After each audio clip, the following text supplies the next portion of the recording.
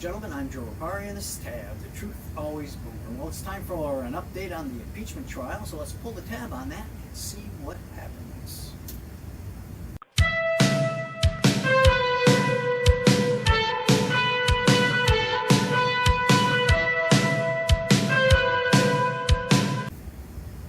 So, ladies and gentlemen, I have various clips to show you about the impeachment trial, but before I do, I want to show you this clip of Jim Jordan explaining about Schiff, about Adam Schiff, and how he likes to spout a narrative, tell stories.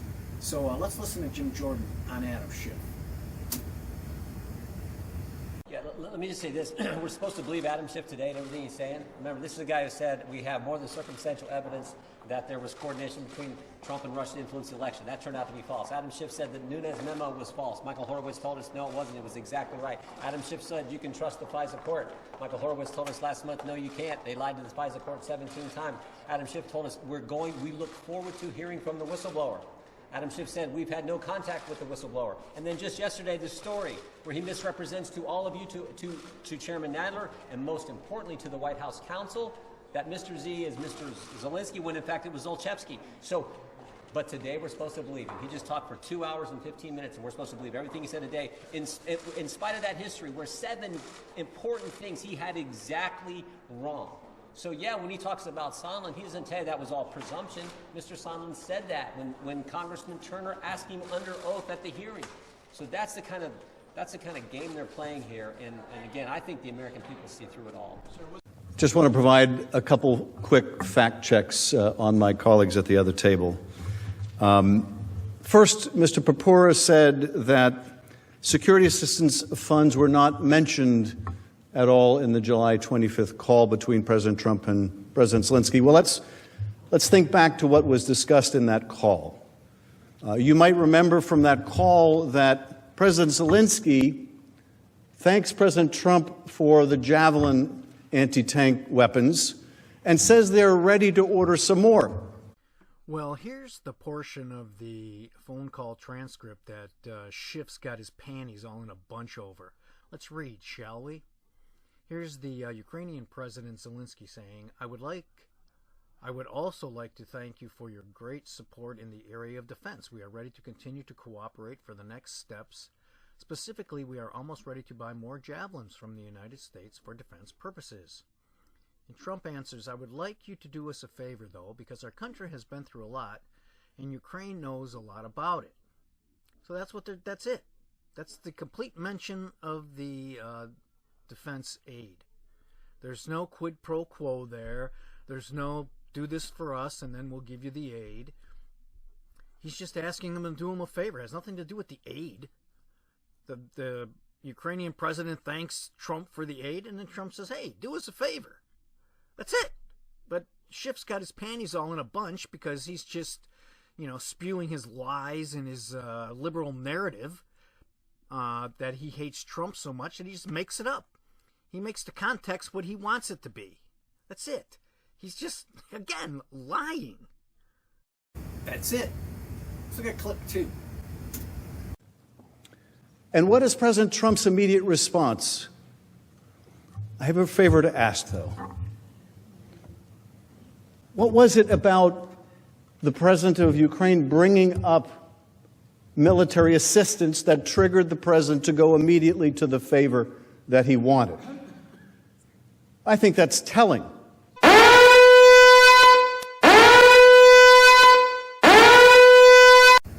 So, Schiff, you think that's telling? Well, we don't give a flying fat's rat's ass what you think is telling. We just don't. We don't care what your opinion is. We don't care what your feelings are. And we just don't care that you think it's telling. So what? Let's go on to clip 3, shall we? What kind of message do you think that sends to Ukraine? They're not stupid.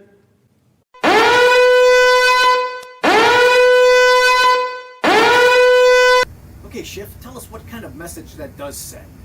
Again, we don't care what kind of message you think it sends, what kind of message you feel it sends. We don't care. And we don't care what your opinion of the message was. We just don't care. So, let's go to clip 4. But you had Catherine Croft, a witness from the State Department, a career official at the State Department who talked about how quickly, actually, after the freeze went into place, the Ukrainians found out about it, and she started getting contacts from the Ukrainian embassy here in Washington. She said she was really impressed with their diplomatic tradecraft. Now, what does that mean? It means she was really impressed with how quickly the Ukrainians found out about something that the administration was trying to hide from the American people.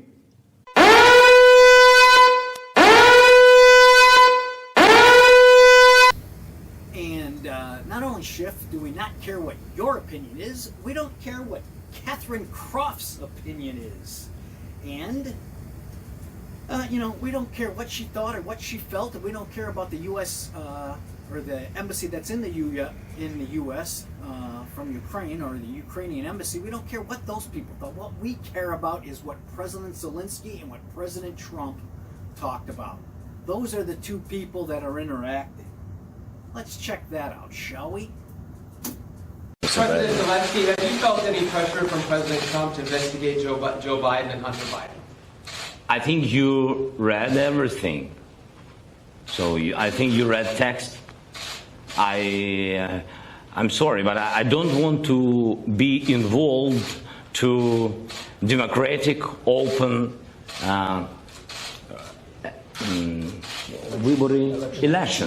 elections of USA. No, you heard that we had, I think, good phone call. It was normal. We spoke about many things, and so I think, and you read it, that nobody pushed me. Yes. In other words, no pressure. There you have it.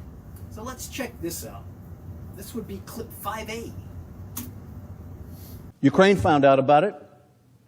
In fact, Laura Cooper, a career official at the Defense Department, said that her office started getting inquiries from Ukraine about the issues with the aid on July 25th, the very day of the call.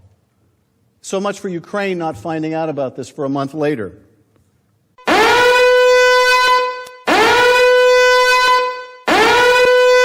And Schiff, we also don't care what Laura Cooper says about what she knew. We just don't care. We care about what Mr. Zelensky knew and what Mr. Zelensky says. That's all we care about. That's the guy Trump was dealing with. That's who we care about. Clip 6. But I thought this was very telling, too. The New York Times disclosed that by July 30th, so within a week of the call between President Trump and President Zelensky, Ukraine's foreign ministry received a diplomatic cable from its embassy indicating that Trump had frozen the military aid. Within a week, that cable is reported to have gone from the Ukrainian embassy to the Ukrainian foreign ministry.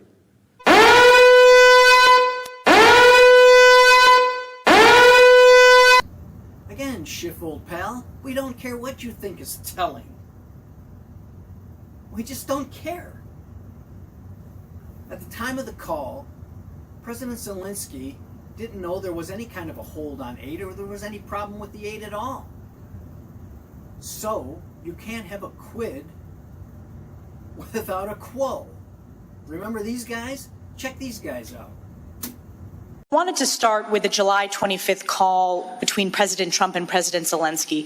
Mr. Morrison, you were on that call, and there was no mention of withholding aid on the call, correct? That is correct, Congresswoman. And there was no quid pro quo, correct? Correct. No bribery? Correct. No extortion? Correct. And Ambassador Volker, I presume you got a readout of the call, is that correct? Very terse readout, but yes. In this tertiary readout of the call, Ambassador, from the U.S. participants, was there any reference to withholding aid? No, there was not. Any reference to bribery? No, there was not. Any reference to quid pro quo? No, there was not. Any reference to extortion? No, there was not. And I presume you also got feedback from your Ukrainian counterparts as to how the call went. Did they mention the withholding of aid? No, they did not. Did they mention any quid pro quo? No, they did not. And did they mention any bribery? No, they did not. And in fact, the day after the call, you met with President Zelensky. This would be on July 26th. That's correct. And in that meeting, he made no mention of quid pro quo. No. He made no mention of withholding the aid. No. He made no mention of bribery. No. So the fact is that Ukrainians were not even aware of this hold on aid. Is that correct? That's correct. Is it correct? No one on this planet told you that Donald Trump was tying this aid to the investigations? Because if your answer is yes, then the chairman's wrong and the headline on CNN is wrong. No one on this planet told you that President Trump was tying aid to investigations. Yes or no? Yes. So, you really have no testimony today that ties President Trump to a scheme to withhold aid from Ukraine in exchange for these investigations. What can I say? Clip 7. We heard testimony about why the Ukrainians wanted to keep it secret, that they knew about the hold. You can imagine why.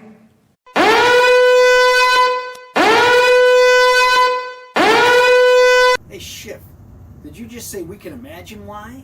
No, we can't imagine why. We need to know. We don't care what you imagine. We don't care what you think you imagine, what your opinion is on what you think you imagine, or how you feel about what you think the imagine is. That's not evidence, you knucklehead. Clip number 8. Go.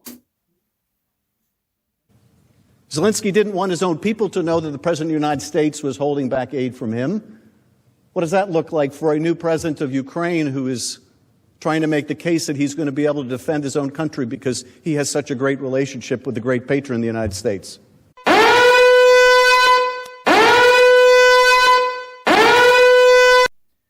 Okay, Schiff, so now you're going to tell us what President Zelensky was thinking. Yep, you're going to use your mind-reading abilities to tell us all what President Zelensky was thinking.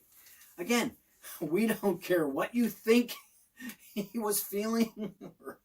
We don't care what your opinion is on what you think he was feeling. We just don't care about any of that stuff. Let's go to clip 9. Can you imagine the impact of President Zelensky if he were to acknowledge today, hell yes, we felt pressured. You would too. We're at war with Russia, for crying out loud. Yeah, we felt pressure. We needed those hundreds of millions of military aid, but you think I'm going to say that now? I still can't get in the White House door.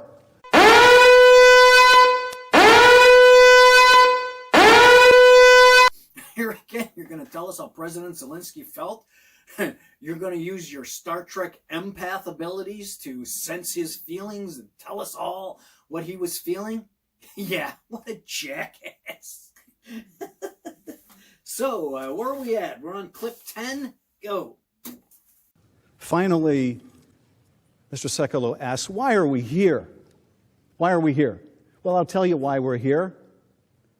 Because the president used the power of his office to coerce an ally at war with an adversary, at war with Russia, use the power of his office to withhold hundreds of millions of dollars of military aid that you appropriated and we appropriated to defend an ally and defend ourselves because it's our national security as well. And why? To fight corruption? That's nonsense, and you know it. He withheld that money, and he withheld even meeting with him in the Oval Office, the president of Ukraine, because he wanted to coerce Ukraine into these sham investigations of his opponent that he was terrified would beat him in the next election.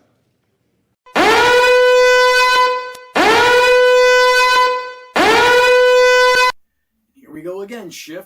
We don't care why you think we're here. We don't care if you don't think the president was concerned about corruption. Smart, intelligent people like myself and Senator Ron Johnson know that the president was really concerned about corruption in Ukraine. Just because you're a complete maroon and a complete idiot and you don't think so, we don't care what you think. We don't give a rat's ass about your opinion on Trump's opinion on corruption in Ukraine. We just don't care what you think. So, I guess what you're really doing here is calling Senator Ron Johnson a liar. Really? Check this out. I was certainly surprised at the president's reaction, which has been consistent throughout this. Now, first of all, he talked about the level of corruption in Ukraine. And Mark, there's all kinds of smoke about Hillary Clinton campaign, the DNC being involved in the 2016 election. But again, that's specific, but just general.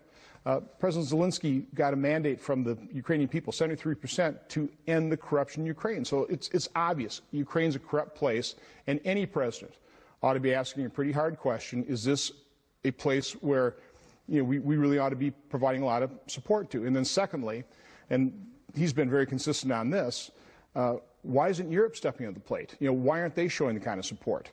So those were his two main reasons. And so I think the four of us left that meeting realizing we've got a sales job to do. We all supported Ukraine. We wanted to make sure the president was supportive of it. And that was the first start of certainly my knowledge of the fact that President Trump had some real reservations about providing full support for Ukraine on the table. I think it's crucial. I just want to underscore the point. In May, he says, look, I'm concerned it's corrupt over there, and why doesn't Europe step up and give them support? You talked to him on August 31st. He says basically the same thing. I already told you, Ron, he says, they're corrupt over there. Where the hell's Merkel and Germany? Let them provide him with support. Never discussed with you any kind of quid pro quo. Is that correct? Correct. I'm the one that raised the issue from my phone call to Gordon Sondland. Again, I wasn't quite sure what was in the works, so it's all rather nebulous, but I described it enough where he got ticked off. I mean, he did not like hearing that, and he vehemently denied it. And we're at clip 11. Let's listen to these two liberal hacks. He said that the president was forbidden from attending the proceedings in the basement. He was not allowed to have a lawyer present. Well, it's mendacious in two respects.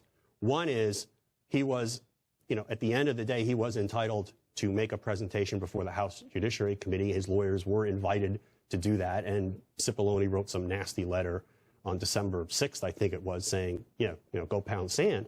That's one way. And secondly, this whole notion of procedural unfairness is just bogus. Liar, liar, pants on fire, liar, liar, pants on fire, liar, liar, pants on fire, lie, lie, lie, lie, lie, lie. Now let's let Representative Radcliffe and Meadows tell you the real truth, shall we? The distinction is the president's counsel wasn't present. Right. So look at what happened in the Nixon impeachment. It was 168 days from the time the inquiry started, the resolution starting the impeachment inquiry, until the articles of impeachment were marked up in the Judiciary Committee. President Nixon's counsel was allowed to participate all 168 days. Same thing for President Clinton. 72 days from the start until it went to the articles of impeachment were marked up in the Judiciary Committee. Compare that to President Trump. It was a 78-day inquiry. It started on September 24th. Nancy Pelosi held a press conference announcing it. December 11th is when the articles of impeachment were marked up in the Judiciary Committee. For the first 71 days of 78-day process, President Trump's counsel was forbidden from participating. Couldn't see evidence, couldn't suggest evidence, couldn't call witnesses, couldn't cross-examine witnesses, couldn't do any of the things that President Nixon's lawyers and President Clinton's lawyers were allowed to do throughout the process. His lawyers were prohibited from doing throughout the process. Well, let me answer this question. He was invited before the Judiciary Committee. That was on day 72 of a 78-day process. And the Judiciary Committee, there were no fact witnesses. There was no fact finding. It was all over. And on December 5th, the second day before the Judiciary Committee, Nancy Pelosi ordered articles of impeachment to be drafted. So he was invited to participate in the last 7 days of a 78-day process after all fact witnesses and all fact finding. That's not due process. That's what these senators are going to hear from the president's counsel. That's why this is going to be a slam dunk. And I might add, after Speaker Pelosi had already drawn the conclusion that she was going to proceed with impeachment. This is as predictable as the ending of a Hallmark movie. We know what's going to happen here, and this is always a partisan event from the House that has now been transferred to the Senate side. Well, there you have it, ladies and gentlemen. Just a little bit of an update on the impeachment trial and how the Democrats are spinning and spewing, just the narrative, just the story, and how all their liberal sycophants in the media go right along with them.